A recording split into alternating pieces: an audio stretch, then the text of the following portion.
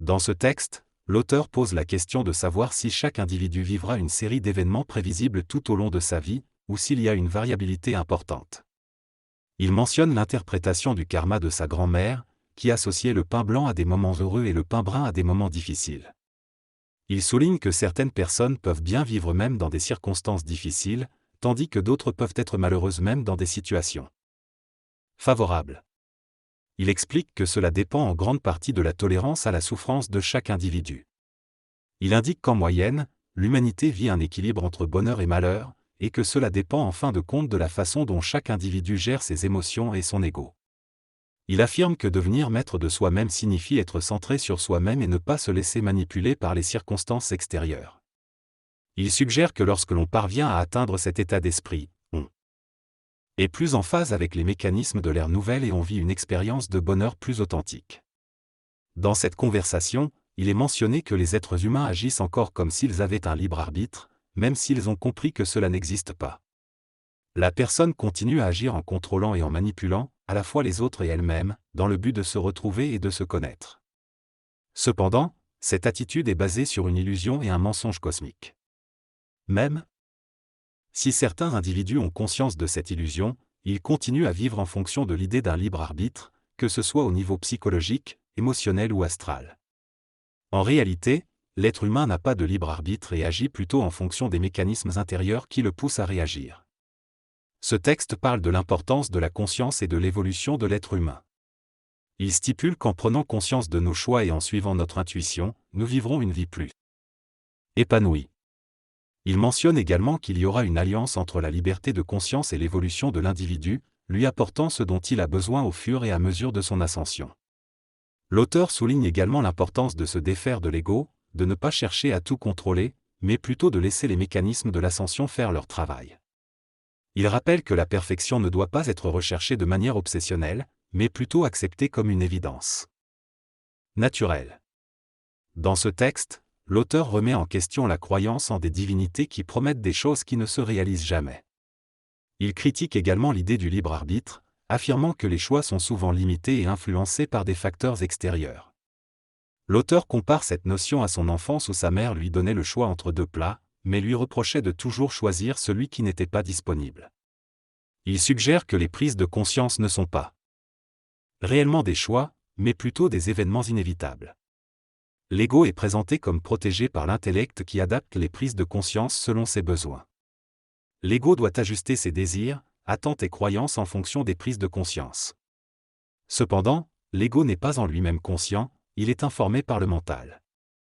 Pour se conscientiser, l'humain doit travailler à la différenciation entre l'intelligence et la mémoire de l'intelligence, entre l'être humain absolu et l'illusion de l'être humain. Il doit se libérer des mécanismes du passé et de l'illusion du libre arbitre.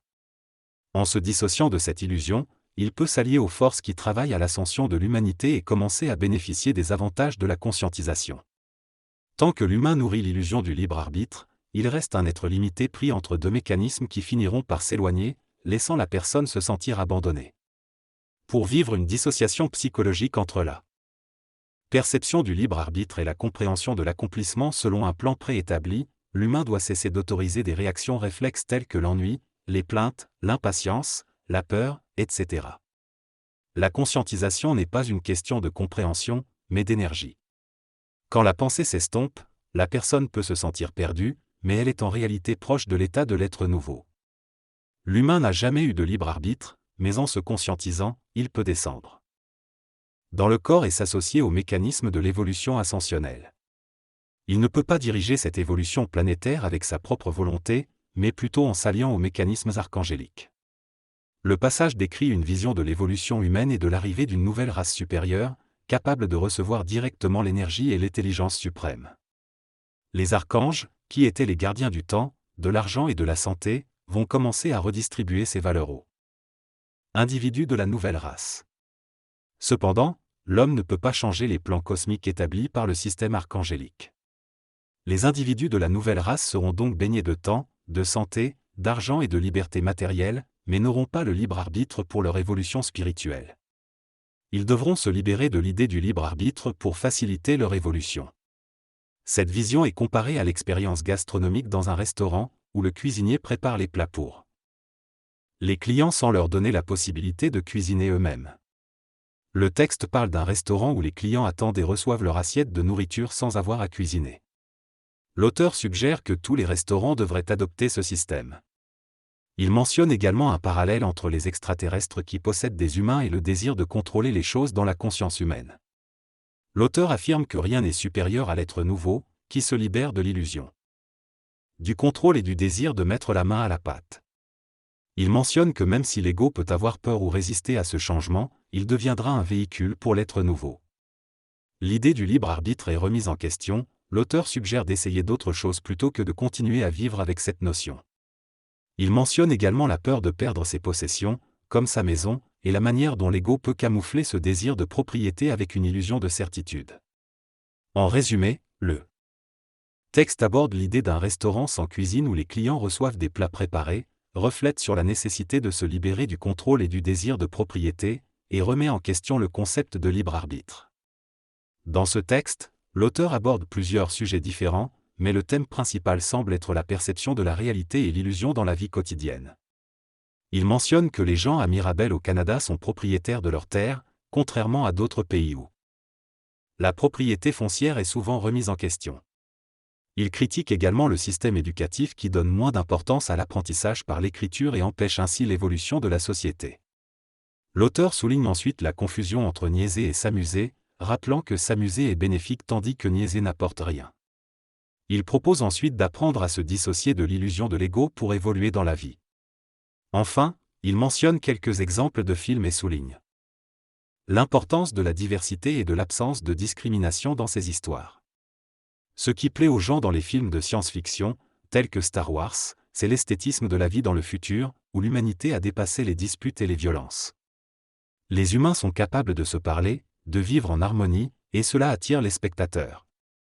En revanche, les films qui mettent en avant la technologie mais maintiennent les conflits humains, comme Retour vers le futur ou Alien, ne rencontrent pas le même engouement.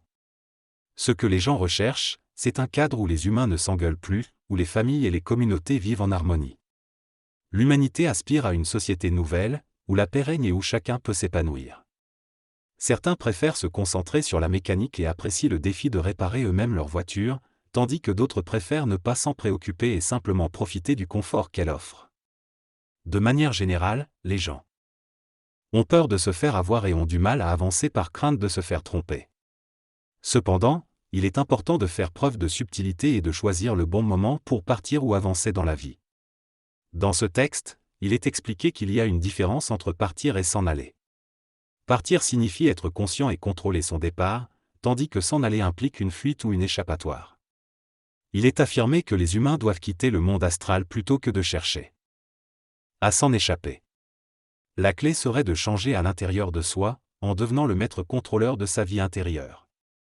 L'accent est mis sur la valorisation de nos capacités créatives et esthétiques pour transformer l'énergie négative en énergie positive.